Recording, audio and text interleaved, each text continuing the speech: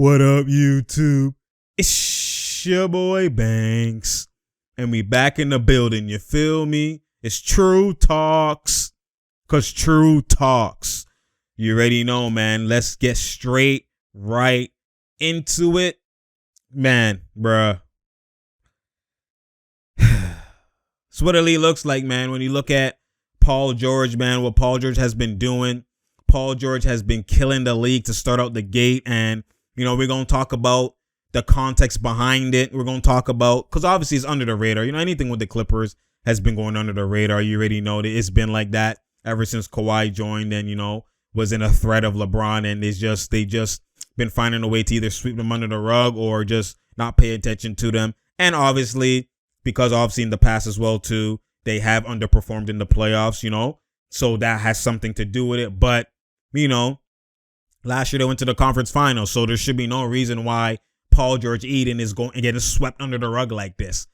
Essentially, obviously, because Kawhi is injured, they're not going to talk about the Clippers that much. They don't want to talk about Paul George, but that's a disservice because he's basically leading the NBA in scoring. Let me check exactly right now if that's what he's doing, you know, right now, you know, to like, let's see. Let's actually see who's number one right now. Let's go to the complete leaders.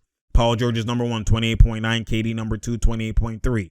You know what I'm saying? Like, so he's actually leading right now, 29 points per game, leading the league, 50% from the field, 42% from three, and 85% from the free throw. 50, 42, 85. That's what Elite looks like.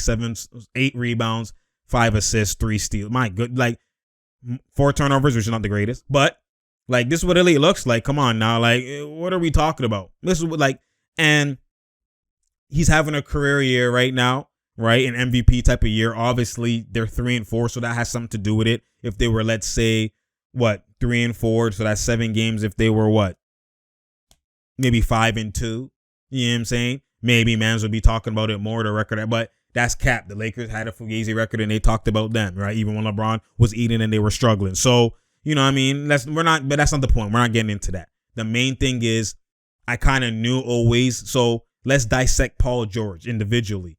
The main thing has been like a guy like Paul George, and not just Paul George, just basketball players, period. Like people don't account for the mental aspect of the game, right? Because they should be more often because the game, there's a lot of skill that has to do with it. But the game, like people say this all the time, other players, and it's a cliche thing, but it's always, you know, if the game is 90%, some people say 80, some people say 90, but that range, 80 to 90% mental, and 10% skill, 20% skill. Like majority of it is mental, the rest is skill. Because you can have all the skill in the world, but if mentally you're not there, you won't even apply your skill. You need to be there mentally to now apply the skill. You know what I'm saying? So like there could be a guy with no skill, but the mental game is hella high. Like that's like Giannis.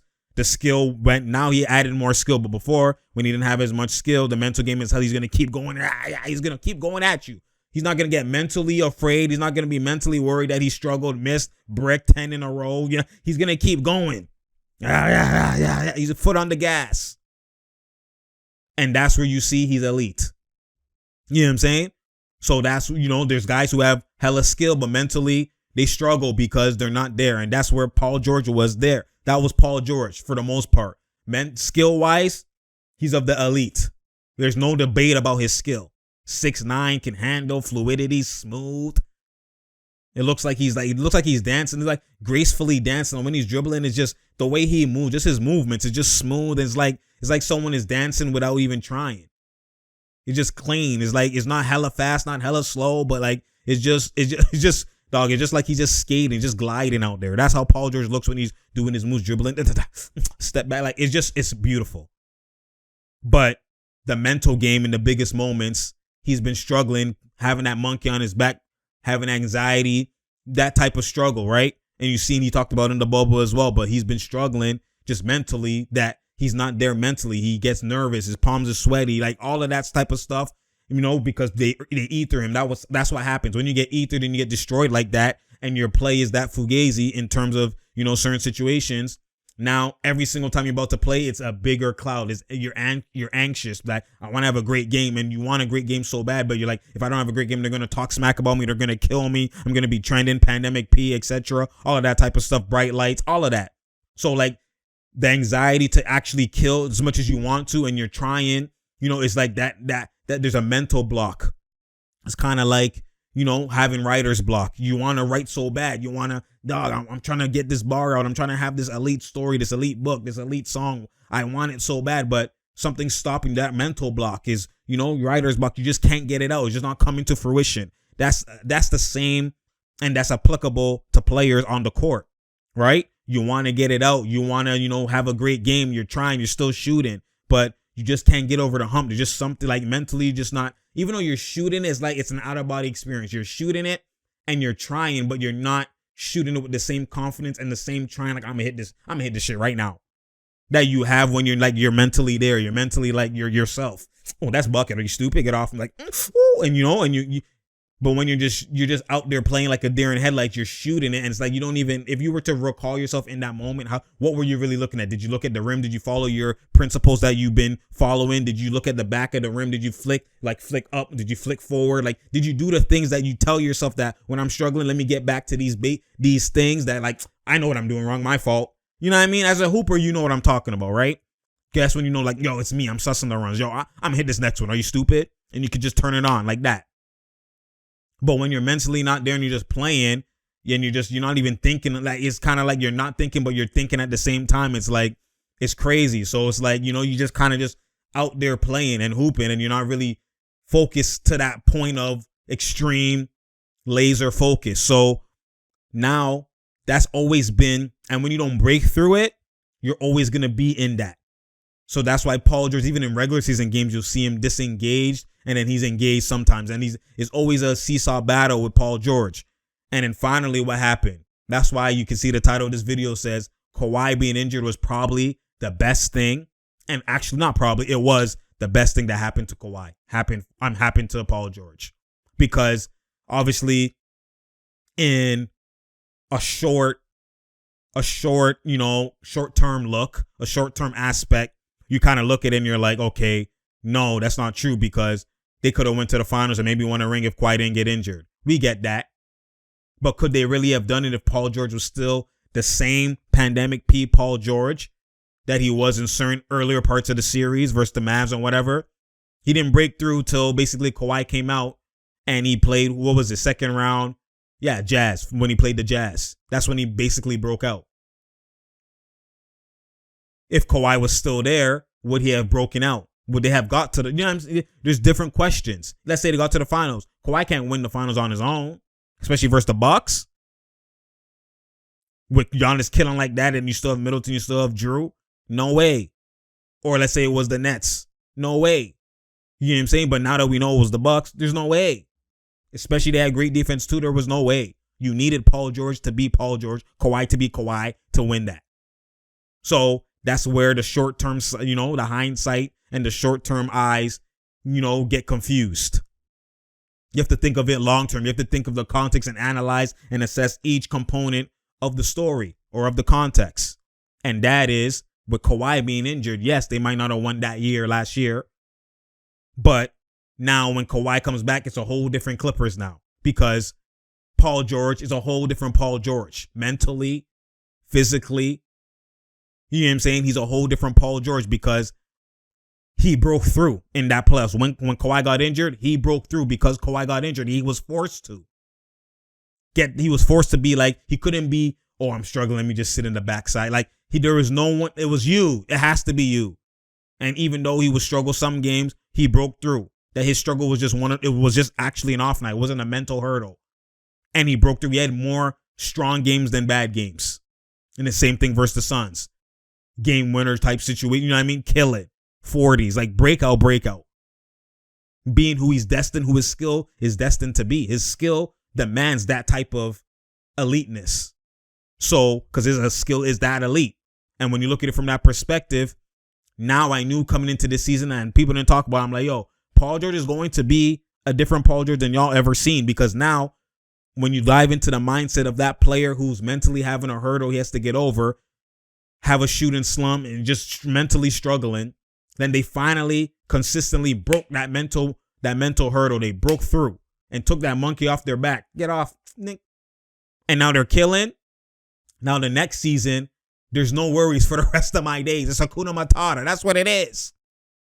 You know what I'm saying? So it's like, dog, there's no worry. Now there's never a mental struggle. If I'm struggling, it's actually because I'm just off tonight. That's what it is now. And that's not going to happen often. That's what you're seeing to start out the season. That's the real reason why he's MVP caliber right now, why he's number one in the league in scoring, like career year. It makes sense why the year that he broke through in this playoffs. Now after that, like this Paul George that you're seeing is out the gates running. It's over now. It's over. And that's what you're seeing. Even though they're 3-4, yes. Obviously, they've been banged up, Marcus Morris, Batum sometimes. And, this player, Ibaka's still not there. Like, they're not consistently there. Because with Kawhi out, Kawhi's a huge, he's the main player. He's the main guy. So with Kawhi out, you can't afford to have, like when Kawhi's there, you could afford to have not having Ibaka, not having Marcus Morris. Like, you could afford to erase that because you still have the Paul George Kawhi. You could afford to plug and play the other guys. But when you don't have Kawhi, you can't afford to have that many injuries come in and out. And that's what they're having right now. So there's that's to me the reason why I attribute the 3-4. They're 3-4, right? Now, and defensively, they were like they're not locked in fully. And that's what happens when Kawhi's on the floor. You're going to be locked in fully. And Pat Bev, you're going to be locked in fully by force. Because those two guys are locked in fully by force. So that's what they missed from Pat Bev is that energy, that locked in. Always, anytime you lose track of I'm playing defense, he's there being a pit bull, being a dog. He reminds you, and then you just you get amped and you get back in your defensive bag. You know what I'm saying? Like that's where they miss Pat Bev. It's the more intangible thing that you miss from him. But just in terms of like now that they're getting back to the defensive grind, Bledsoe playing great defense, every man's getting defensively acclimated. You're seeing it translate to the wins. Paul George has been consistent throughout, eliteness. You're seeing Reggie starting to play better, and the same thing applies for Reggie. Reggie has been bouncing around the league and has been not being able to play in the playoffs, not even getting opportunities, especially when he went to Detroit and got the bag and, he got injured and then he didn't get the opportunity back because now who was there? Was it Dinwiddie? Other mans have taken over. Right? I forgot who exactly. It's been a long time, but when Reggie Jackson was basically snapped with OKC, got the bag in Detroit, got injured and wasn't playing the greatest and got injured in and out, then that's when now you had the D Rose and all these other guys. Right, Dinwiddie, I think, as well, too, before he got traded. And other mans, just bare mans just there. Point guards taking over. So it's like, we're not going to play Reggie. And I remember they actually started, we're not sit him down. Right? Because now those guys were thriving when he's been out. So he was still looking for a time to redeem himself. To show mans, I'm here, though. Even though you don't hear, though. You get what I'm saying? So now Reggie finally himself as well. Same thing like PG. Broke through in this offseason. Well, with Kawhi there, how much breakthrough could he do? Even though he was playing great, it's like, you know what I mean? He actually broke through. He's going to get more clutch shots. It was literally, he was being a 1B to Paul George's 1A versus the Jazz and the Suns. And he literally broke through, got the bag. Now there's no worry. Same thing, Hakuna Matata for the rest of my days. So now you're going to see him play even better. The monkey off his back is gone. I'm here. No worry. Like, I'm comfortable. I'm confident. I'm here ready to kill. In my contract year, now I got the bag too, or got what I deserve, and now I'm here though. And that's where that doesn't get talked about enough. The mental aspect, the psychology, the psyche of these players. You don't really see that be talked about enough. And I mean, I'm not saying just because sometimes they talk about it, but it's not correct. I'm talking about talk about it from a correct perspective, and it kind of gets lost in the shuffle. So I wanted to highlight that. And that's the reason. That's why Kawhi being injured, as much as it is, it was a kick in the shin, and it was, a kick in the Clippers' back, and it kind of hindered them and whatever last year, and even now this year. Again, it might hinder them. They might be a bottom seed till, he comes back, maybe All-Star break or whatever the case is, right? But the point is the long term. Remember, Kawhi signed long term. Now the long term is guaranteed. Because Paul George is now guaranteed in terms of like he's here. So when Kawhi and PG, they're going to be at their max playing together. That was always the problem. Kawhi was always his max regardless of who's playing with him. But PG was at his max when Kawhi wasn't playing. And even then, sometimes it was that mental. But now, he's at his max and he's here. He's really here. Like, now you're going to have a really here Kawhi, a really here PG. Like, it's over. A really here Reggie Jackson, like they're gonna be slept on, but they're going to wake a lot of people up. That's the next thing, is just, they just need to get at least be above 500, be like at a, maybe a 4 to 6 seed. That would be best case scenario to be at with, without Kawhi. Obviously, even if they're at a 7th, 8th seed, as long as Kawhi comes back for maybe 20 games, they're going to flip the switch and they're going to get back to that, get out the plane and get to the 5, 6, as long as they get there, then the playoffs come. You know what I mean? It's back to regular schedule programming with a better TV because Kawhi's here and PG's fully here. They never had this is PG. This PG has never been with the Kawhi and the Clippers.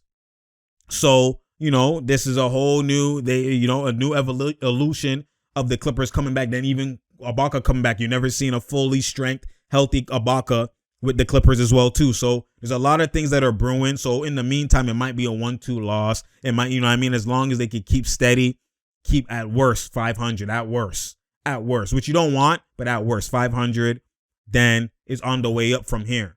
As long as in that process of being 500, PG's getting his max out, maxing out his ability. Reggie Jackson is maxing out his ability. All the other guys, Bledsoe, every man is getting their confidence and maxing it out in that situation. And now when Kawhi comes back, everyone's at their max, and it's beautiful. And that's what I'm kind of hoping for. And I can kind of foresee it, what it's going to be with this Clippers team. Obviously, they're under the radar. You already know. But again, that's the main thing being the main thing. So you already know. It's True Talks, because True Talks. Share, like, and subscribe. We're still going to do breakdowns of the Clippers. Don't worry about that. It's just been, busy a little bit. Again, follow me on all my platforms. Click the link below, the Linktree link. You'll see my TikTok. You'll see my IG. You'll see my Twitter. Those are the main 3. You'll see other things as well that you need to subscribe to and follow. And especially on TikTok, I just created it basically now. And, all the lip reads, especially the compilations of them, old school ones, throwback ones, current ones, they're going to be posted on there regularly. So, you could just go to that. That's where it's kind of dictated and kind of just is basically designated for lip reads and a 1-2 breakdown, funny situations, stuff like that. So, that's where the TikTok is going to be developed. I haven't really been on, I didn't even access, or just people have been talking about TikTok and telling me to do that from time, but I was just like, whatever, you know what I mean? Because, it's a one-man crew. I'm kind of just, doing everything. So now that, TikTok, and I'm seeing the success rate, and I'm seeing that it's actually it's easy to navigate, and there's a lot of great content on TikTok. I'm like, I might as well just go on there and put my stuff out there too. You know what I mean? So we'll see how everything goes out, man. Spread the word. You already know. Share, like, and subscribe. We out here. There's no doubt here, and there's no drought here. You already know, man. It's True Talks, because True Talks. I appreciate y'all each and every day. You already know, man. It's beautiful. It's what elite looks like. Remember, click that notification button so you know when I'm here. Because I'm here, you feel me? I appreciate y'all, man. Gotta love it. It's what elite looks like, boy. And I'm out, man.